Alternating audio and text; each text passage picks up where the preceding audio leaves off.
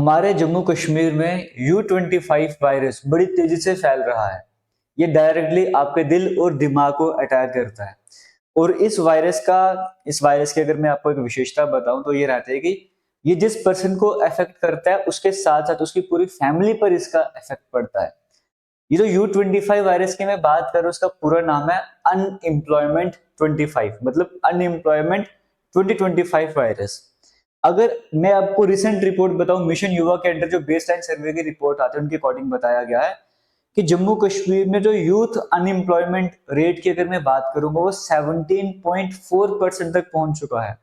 अगर पूरे national level का बताऊं वो सिर्फ 10.2% है, और नेशनल लेवल अगर 10% के आसपास है तो हमारा जम्मू कश्मीर 17% को क्रॉस कर चुका है। तो आप समझिए अनएम्प्लॉयमेंट, बेरोजगारी यहाँ पर किस हद तक जा रही है। अगर मैं ओवरऑल एम्प्लॉयमेंट की बात करूं, अनएम्प्लॉयमेंट की बात करूं, अभी तक मैं सिर्फ यूथ की कैटेगरी की बात कर रहा था। ओवरऑल अनएम्प्लॉयमेंट रेट जो है पूरे इंडिया की अगर मैं बात करूं सिर्फ 3.5% है। सिर्फ मैं इसलिए बोल रहा हूं अगर मैं जम्मू कश्मीर से कंपेयर करने जा रहा हूं, और अगर जम्मू कश्मीर की बात करेंगे ये नंबर आपको 6.7% के आसपास देखने को मिल रहा है। मतलब जो नेशनल अनएम्प्लॉयमेंट रेट है ओवरऑल उसका डबल हमारा जम्मू कश्मीर में चल रहा है। तो अनएम्प्लॉयमेंट रेट कितना ज्यादा है, बेरोजगारी कितनी ज्यादा है, आप वो समझ सकते हो। अब ऐसा नहीं कि यहाँ पे वैकेंसी नहीं है, वैकेंसी तो खुद ही अनाउंस कर दी थी, खुद ही बताई थी। जब हमारे यहाँ पे सेशंस चल रहे थे, असेंबली वगैरह चल रही थी, तो वहां पे खुद ही बताया था कि जनवरी तक का डाटा है 32,000 से ज्यादा वैकेंसीज हैं हमारे जम्मू कश्मीर में। सरकारी नौकरियों की बात कर रहा हूँ जम्मू कश्मीर में, जो जनवरी 2025 का डाटा था। आज तो हम जुलाई तक पहुंच चुके हैं, और वो 32,000 वैकेंसीज हमें पता थी। उस 32,000 वैकेंसीज के 32,000 से ज्यादा वैकेंसीज थी। उसके बाद वैकेंसीज एडवर्टाइज कितनी हुई अभी तक? एक बार 16 वैकेंसीज एडवर्टाइज हुई, और 16 वैकेंसीज के बाद 75 नायब तहसीलदार की वैकेंसीज एडवर्टाइज हुई है। इसको छोड़कर किसी तरह का नया नोटिफिकेशन हमको देखने को नहीं मिला। अभी रिसेंट आपको मैं सर्वे बताऊं जो पहले भी डाटा शेयर करा गया था, डॉक्टर्स और पैरामेडिकल स्टाफ की बात करूंगा, 16,000 वैकेंसीज यहाँ पे भी हैं। मतलब 16,000 वैकेंसीज, वैकेंट पोजीशन सिर्फ सिर्फ डॉक्टर पैरामेडिकल स्टाफ की हैं। पुराने सीएमओ जो थे यहाँ के, या फिर पुराने डॉक्टर्स की बात करें, वो कहते हैं कि इनकी कमी की वजह से कई सारी प्रॉब्लम्स फेस करनी पड़ती हैं। कई सारे पेशेंट जो जैसे गवर्नमेंट हॉस्पिटल में आएंगे वो प्राइवेट हॉस्पिटल में प्रेफर करते हैं। यहाँ पे स्टाफ ही नहीं है, हमें भी प्रॉब्लम आती है। तो जरूरत है कि रिक्रूटमेंट को फास्ट करा जाए और वैकेंट पोजीशन को फिल करा जाए। एटलीस्ट हॉस्पिटल में तो काम सही से हो, कितने सारे जीएमसी वहां पे तो काम सही से हो। जिंदगी से बड़ी क्या चीज हो सकती है। 16,000 वैकेंसीज जो हैं वो खाली पड़ी है अभी जम्मू कश्मीर में। सिर्फ पैरामेडिकल डॉक्टर की बात करूं, 10,000 से ज्यादा एमटीएस की वैकेंसीज वैकेंट है, 10,757 एमटीएस की वैकेंसीज।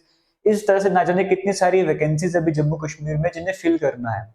ये तो वो हैं जिन्हें फिल करना है, लेकिन जो पुराने पेंडिंग है, जिनके कुछ एग्जाम हो गए, कुछ केसेस वगैरह चल रहे थे, वो जो इनका प्रोसेस स्टार्ट हो गया था वो भी कई सारे अभी तक कंप्लीट नहीं हो पाए हैं।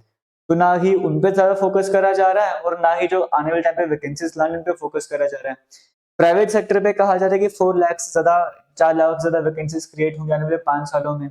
अच्छी बात है, क्योंकि सिर्फ सरकारी नौकरी सब कुछ नहीं कर सकता। प्राइवेट सेक्टर में भी जाना पड़ेगा आपको। खुद जो है वो जॉब्स, अगर आपको जॉब चाहिए, अगर आप बिजनेस करोगे तो जॉब क्रिएट भी करोगे, उसे कोई मना ही नहीं है, कोई मना नहीं करता। वो भी एक अच्छा स्टेप है, उस पर भी फोकस करना चाहिए। लेकिन उसके साथ साथ गवर्नमेंट सेक्टर की जो वैकेंसीज हैं इस पर भी फोकस करना चाहिए। रेगुलर बेसिस पे मीटिंग तो होनी ही चाहिए ना इनके साथ, जो वैकेंसीज निकालते हैं, एडवर्टाइजमेंट वगैरह निकालते हैं, कि आप कौन सा पॉइंट है जहां पर आप जाके रुक रहे हो, क्या प्रॉब्लम्स आप फेस कर रहे हो, मिलके इनको थोड़ा सॉल्व करते हैं और वैकेंसीज को एडवर्टाइज करते हैं। एडवर्टाइज करने के बाद फास्ट ट्रैक बेसिस पे प्रोसेस को कंप्लीट करते हैं। जितने जल्दी हो सके इन वैकेंसीज को फिल करने की जरूरत है। आप सभी भी एग्री करते हो। आप एस्पिरेंट्स के लिए नोटिफिकेशन निकालोगे, उनसे 500 600 रुपए मांगेंगे, वो तैयार हैं 500 रुपीज 600 रुपीज की पेमेंट करके वो फॉर्म फिल करेंगे। फिर अगर वो एग्जाम क्रैक करेंगे, जो भी क्राइटेरिया को फुलफिल करेंगे, तभी आप उनको नौकरी दो, वरना ना दो। स्टूडेंट्स तैयार हैं इस चीज के लिए, लेकिन वैकेंसीज आने तो चाहिए ना कम से कम। तभी मैं कह रहा हूँ हमारे जम्मू कश्मीर में U25 वायरस जो है वो बड़ी तेजी से फैल रहा है।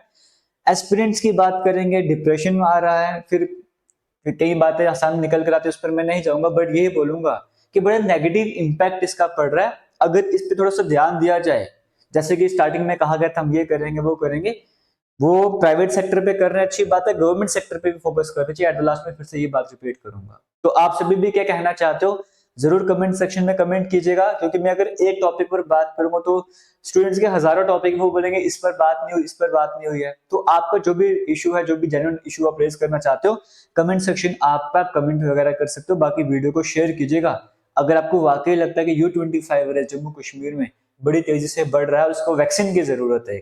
All the best, thank you, जय हिंद।